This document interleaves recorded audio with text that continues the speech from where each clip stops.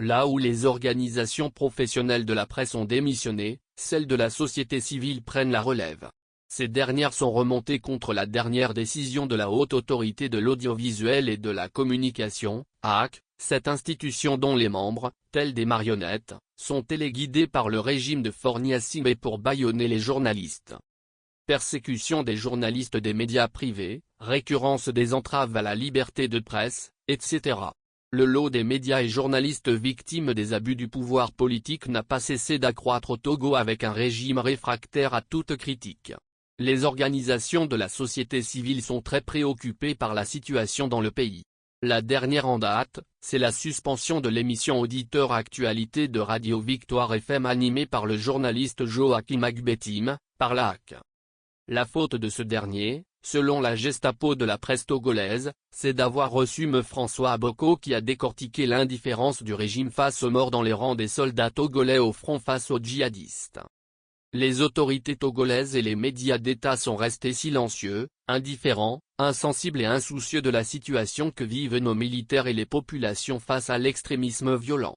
Seuls les médias privés ont le courage, et dans des conditions de travail très difficiles déjà, d'informer l'opinion sur la situation que vivent nos populations dans le nord du Togo, notent les organisations de la société civile. Le refus d'équiper adéquatement et de manière efficiente les militaires qui sont sur les théâtres d'opération est la cause principale de l'avance que prennent les djihadistes sur ces derniers. C'est ce qu'a révélé me François Aboko dans l'émission. Ces vérités qui sont servies à l'opinion n'ont visiblement pas plu aux autorités togolaises qui cherchent à faire de la diversion et à semer de la confusion dans les esprits. En instrumentalisant la HAC pour jeter leur dévolus sur la radio et son personnel, regrettent ces organisations. Des sanctions arbitraires que condamnent les organisations. Elles demandent la levée immédiate et sans condition de ces sanctions et la cessation de toutes les autres formes de harcèlement, de musellement et de torture morale psychologique contre les journalistes et les médias dont les lignes éditoriales sont critiques vis-à-vis de la gestion calamiteuse des richesses du pays.